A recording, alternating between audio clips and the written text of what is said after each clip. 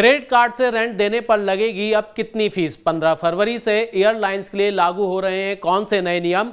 कौन सा बैंक बचत खाते पर दे रहा है 6.5% का रिटर्न? जानेंगे हम आज मनी टाइम में। नमस्कार, मैं हूं अभिषेक। स्वागत है आपका मनी 9 पर। आप देख रहे हैं पर्सनल फाइनेंस का prime time show money time.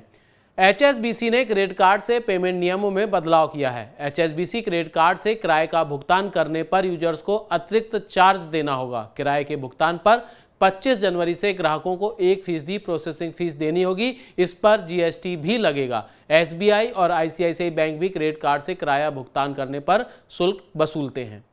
HDFC life के पॉलिसी होल्डर्स अब अपना प्रीमियम का भुगतान UPI 123 पे से कर सकेंगे। यह एक अनूठा voice based premium payment service है जो HDFC लाइफ पॉलिसी होल्डर्स के लिए प्रीमियम भुगतान प्रक्रिया को और आसान बना देगा। UPI 123 पे की मदद से ग्राहक इंटरनेट के बिना भी वित्तीय लेन देन कर सकते हैं। इस सर्विस के शुरू होने से अब हर कोई आसानी से कर सकेगा डिजिटल पेमेंट। गेहूं की महंगाई से जल्द मिलने वाली है राहत। सरकार ने खुले बाजार बिक्री योजना के तहत 30 लाख टन गेहूं बेचने को मंजूरी दे दी है। पिछले साल कम फसल के कारण घरेलू बाजार में गेहूं की कीमतें नए रिकॉर्ड स्तर पर पहुंच गई थीं। देश भर की कई मंडियों में गेहूं MSP से 45% ऊपर बिक रहा है। गेहूं की नई फसल मंडियों तक पहुंचने में अभी वक्त है, इसलिए सरकार केंद्रीय पूल से बाजार में गेहूं की सप्लाई बढ़ाने जा रही है। नई फसल आने तक सरकार गेहूं पर लगे निर्यात प्रतिबंध को भी नहीं हटाएगी। DGCA ने एयरलाइंस कंपनियों के लिए नए नियम बनाए हैं। एयरलाइंस कंपनियों को घरेलू उड़ानों की टिकट डाउनग्रेड करने पर यात्रियों को टिकट की कीमत का 75% पैसा वापस लौटाना होगा। नए नियम 15 फरवरी से प्रभावी होंगे। इससे पहले DGCA पिछले साल दिसंबर में प्रस्ताव दिया था कि एयरलाइन कंपनियों को ऐसी टिकटों की टैक्स सहित पूरी कीमत लौटानी चाहिए और प्रभावित यात्री को अगली उपलब्ध श्रेणी में निःशुल्क यात्रा करानी चाहिए, लेकिन अब इसमें बदलाव कर दिया गया है। RBL बैंक ने बचत खाते पर ब्याज दर बढ़ाने का ऐलान किया है। बैंक बचत खाता धारकों को 6.5% तक का अधिकतम ब्याज देगा। नई ब्याज दरें 25 जनवरी से लागू हो चुकी हैं। 1 लाख रुपए डेली बैलेंस रखने वाले बचत खाता धारकों को 4.25% ब्याज मिलेगा। वहीं 25 लाख से लेकर 7.5 करोड़ डेली बैलेंस रखने वाले ग्राहकों को बैंक सबसे ज्यादा 6.5% ब्याज देगा।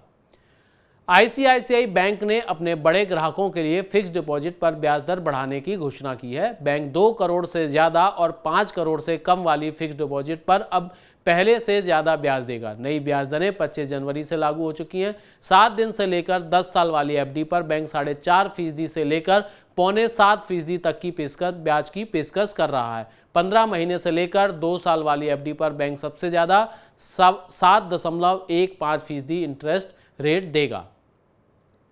कैनरा HSBC लाइफ इंश्योरेंस ने unit linked individual savings insurance plan launch किया है। इसका नाम वेल्थ एज है। यह प्लान वित्तीय सुरक्षा के लिए फुल प्रूफ प्लान की तलाश कर रहे लोगों के लिए खास तौर पर डिजाइन किया गया है। इस प्लान में वित्तीय लक्ष्यों को हासिल करने में मदद के साथ जीवन बीमा की अतिरिक्त सुरक्षा मिलेगी। इस प्लान में ग्राहकों को 8 अलग अलग निवेश फंड में से अपनी पसंद का विकल्प चुनने का अवसर मिलेगा। सिस्टमेटिक विड्रॉल और माइलस्टोन विड्रॉल ऑप्शन के साथ ग्राहकों को संचित धन निकालने की भी सुविधा मिलेगी।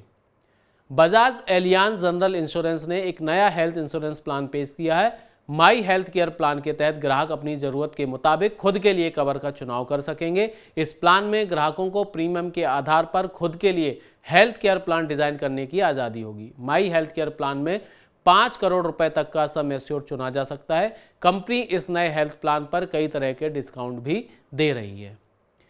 बैंक से जुड़ा कोई जरूरी काम है तो उसे आप 27 जनवरी को ही निपटा लें, क्योंकि 30 और 31 जनवरी को बैंक कर्मचारी हड़ताल पर जाने वाले हैं। बैंक कर्मचारियों के हड़ताल पर जाने से बैंक ब्रांच का कामकाज प्रभावित हो सकता है। इस बारे में भारतीय स्टेट बैंक ने ग्राहकों को भी सूचित किया है। SBI ने कहा है कि 28-29 जनवरी को शनिवार और रविवार का अवकाश रहेगा। इसके बाद 30-31 जनवरी को union forum of bank unions की 2 दिनों की हड़ताल से ब्रांच में कामकाज पर असर पड़ सकता है। अगली खबर पर चलने से पहले अगर आपका शेयर बाजार से जुड़ा कोई सवाल है या क्वेरी है तो आप उसे हमारे हेलो मनी 9 प्रोग्राम में पूछ सकते हैं। आपके सवालों के जवाब देंगे स्टॉक मार्केट के जाने माने जानकार राजेश तांबे जी। शुक्रवार दोपहर 2 बजे वो लाइव हमारे इस प्रोग्राम में आएंगे। आप लाइव उनसे सवाल पूछ सकते हैं, या आप हमारे व्हाट्सएप नंबर 9311121874 पर भी अपना सवाल टाइप कर भेज सकते हैं। और या इसके अलावा आप हमारी ईमेल आईडी money9query@tv9.com पर भी अपना सवाल हमें भेज सकते हैं।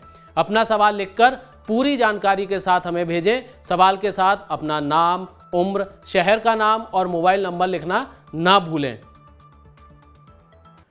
अगले वित्त वर्ष में भारत की आर्थिक विकास दर सुस्त पड़ सकती है। अगले हफ्ते आने वाले बजट में सरकार वित्त वर्ष 2023-24 के लिए नॉमिनल जीडीपी अनुमान को घटा सकती है। चालू वित्त वर्ष में सरकार ने नॉमिनल जीडीपी के 15.4% रहने का अनुमान लगाया है, जबकि अगले साल नॉमिनल जीडीपी का अनुमान 11% किया जा सकता है। इस गिरावट की वजह निर्यात में कमजोरी और वैश्विक मंदी को बताया जा रहा है।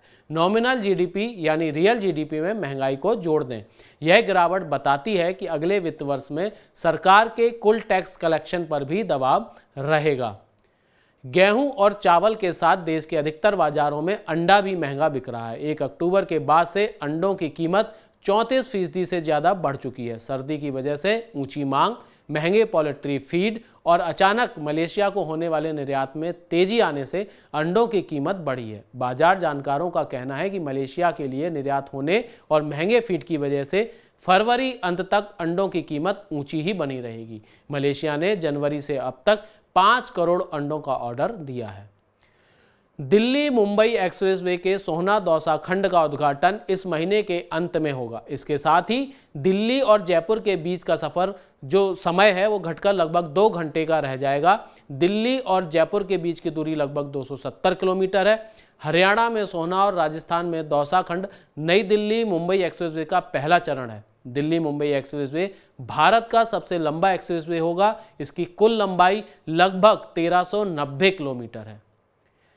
देश की सबसे बड़ी दोपहिया कंपनी हीरो मोटोकॉर्प ने बेंगलुरु और जयपुर के बाद दिल्ली में अपने इलेक्ट्रिक स्कूटर विडा V1 की आपूर्ति शुरू कर दी है। कंपनी की कई शहरों में अपने बिक्री और चार्जिंग नेटवर्क के विस्तार की भी योजना है। हीरो मोटोकॉर्प ने अक्टूबर 2022 में बिडा V1 को 2 संस्करणों में पेश किया था। बिडा V1 का मुकाबला ओला S1 प्रो, एथर 450X और TVS iQube से है। उम्मीद है आपको मनी टाइम का आज का एपिसोड पसंद आया होगा। आपको हमारा आज का शो कैसा लगा बताने के लिए कमेंट बॉक्स में अपनी राय जरूर शेयर करें। आपके सुझाव हमें शो को और बेहतर बनाने में मदद करेंगे। अपने काम की खबरों को देखने के लिए मनी 9 के मोबाइल ऐप को जरूर डाउनलोड कर लें। नई खबरों के साथ अब होगी आपसे 27 जनवरी को मुलाकात, क्योंकि कल है 26 जनवरी का अवकाश। तब तक देखते रहिए आप मनी 9 के अन्य प्रोग्राम। नमस्कार, गुड नाइट।